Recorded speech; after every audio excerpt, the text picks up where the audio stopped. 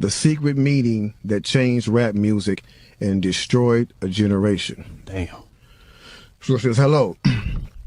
After more than 20 years, I finally decided to tell the world what I witnessed in 1991, which I believe was one of the biggest turning points in popular music and ultimately American society.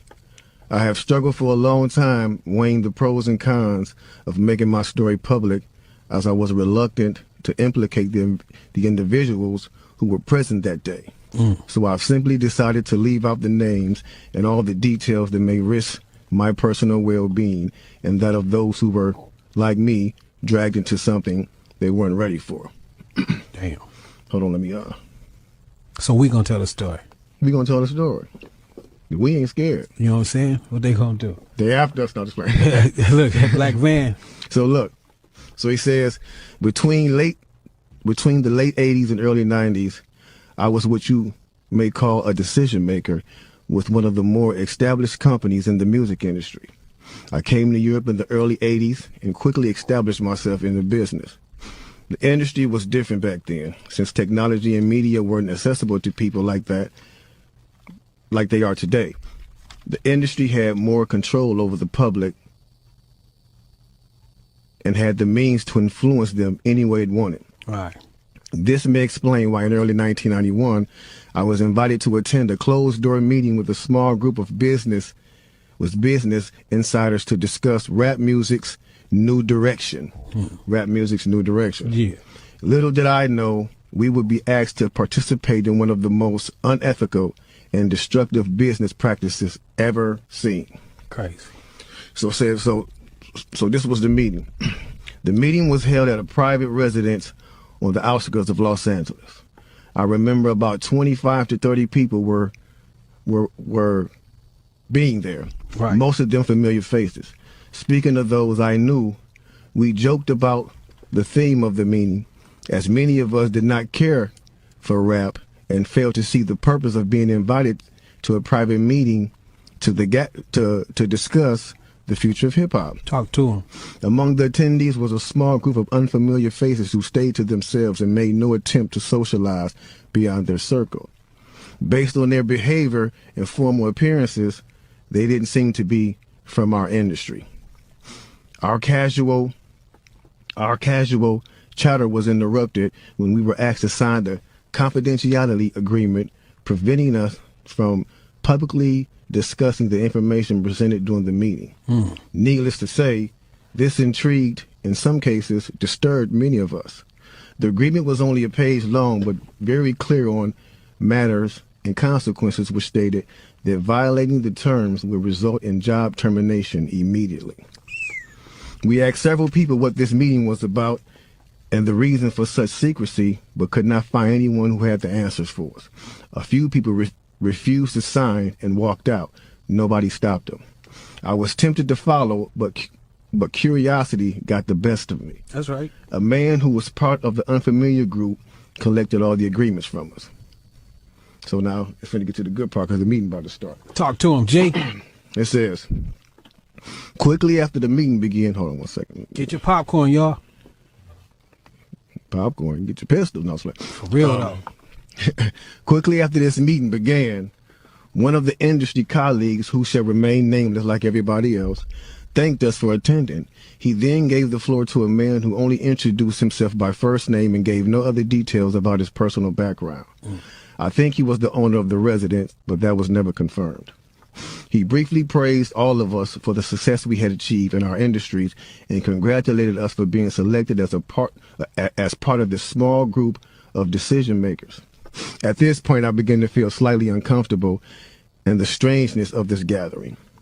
The subject quickly changed as the speaker went on to tell us that the respective companies we represented had invested in a very profitable industry, which could become even more rewarding with our active involvement. Damn. He explained that the companies we worked for had invested millions into the building of privately owned prisons, and that our positions of influence in the music industry would actually impact the profitability of these investments. Then he says, I remember many of us in the group immediately looking at each other in awe and confusion. At the same time, I didn't know what a private prison was, but I wasn't the only one. Sure enough, someone asked what these prisons were and what any of this had to do with music. We were told that these prisons were built by privately owned companies who received funding from the government based on the number of inmates. Mm-hmm. The more inmates, the more the government would pay these prisons. Mm-hmm. It was also made clear to us that since these prisons are privately owned, as they become publicly traded, we'd be able to buy shares. Most of us were taken back by this. Again, a couple of people asked what this had to do with us. At this point, my industry colleague who had first opened the meeting took the floor again and answered our questions. He told us that since our employees had become silent investors in this prison business, it was now in their interest to make sure that these prisons remain filled. Our job would be to help make this happen by making music which promote criminal behavior, rap being the music of choice. He assured us that this would be a great situation for us because rap music was becoming an increasingly profitable market for our companies, and as employees, we also be able to buy stocks in these prisons. Immediately, silence came over the room. You could have heard a pin drop. I remember looking around to make sure I wasn't dreaming and saw half of the people with dropped jaws. My daze was interrupted when someone shouted, "Is this a fucking joke?" At this point, things became chaotic. Right. Two of the men who were part of the unfamiliar group grabbed the man who shouted and attempted to remove him from the house. A few of us, myself included, tried to intervene. One of them pulled out a gun, and we all backed off. They separated us from the crowd, and all four of us was escorted outside. My industry colleague who opened up the meeting earlier hurried out to meet us and reminded us that we had signed an agreement and would suffer the consequences of speaking out about this publicly, or even those who attended the meeting. Damn. I asked him, why was he involved with something so corrupt? And he replied, it's bigger than the music business and nothing we can do. And no, it's bigger than the music business and nothing we want to challenge without risking consequences. We all protested as we walked back into the house. I remember word for word the last thing he said. It's out of my hands now. Just remember you signed an agreement. He then closed the door behind him. The men rushed us to our car and actually waited until we drove off the property. Damn. So this meeting, bro. Now that's a lot for a meeting right there. Oh yeah, definitely. You know, and this person later on, he said, you know, this person actually ended up leaving the music industry after this happened. A few years after this, he ended up leaving the music industry. Okay. And he said he just, like, you know, over the years he just felt guilty because he said as he sat back and he watched these plans come to a reality Over 2 decades. he sat back and was like, wow, they really pulled it off. Yeah. They really pulled this off. He was like, they were told not to sign any more political rappers, any more rappers that had messages in their music. No positivity. It was all to be gangster rap music that they promoted and put out. So if you wonder where Brand Nubians went, where Pro Righteous Teachers went, where Public Enemy went, where KRS-One went, and all sorts of groups like that was talking, even Queen Latifah and Moni Love and those, you know what I'm saying? It's a back door. Yeah, anything that was harmless, fun rap, you know, anything that had a message in it had to go.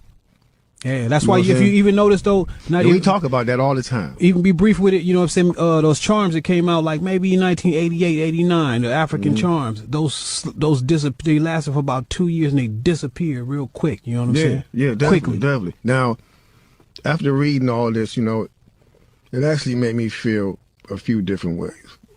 The first emotion I felt was shocked because I was definitely taken back by this, just knowing the level of evil that's involved by even thinking of a plan like this. You know what I'm saying?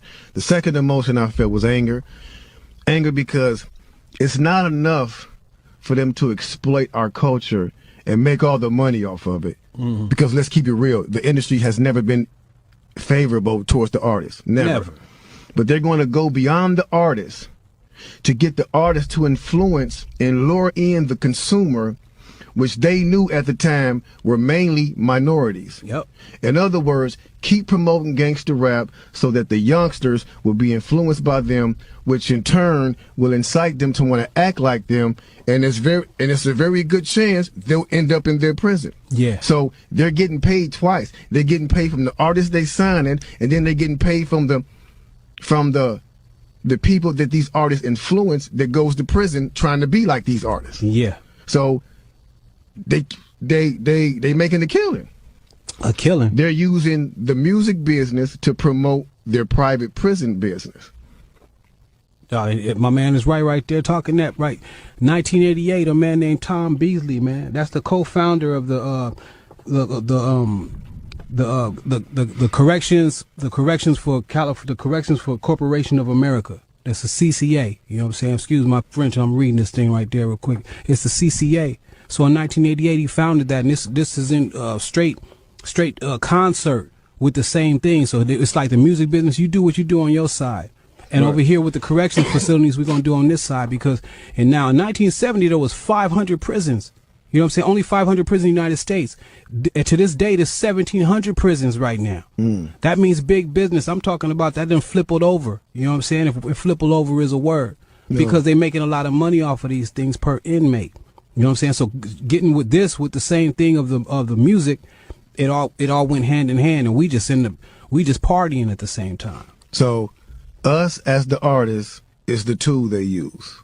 Yeah. The music is the bait. Yep. And the young consumers are the prey. It's a cold game. Cold game, bro. Cold game. Then I feel sad. Sad because everything we seem to try to create, we always seem to give it away.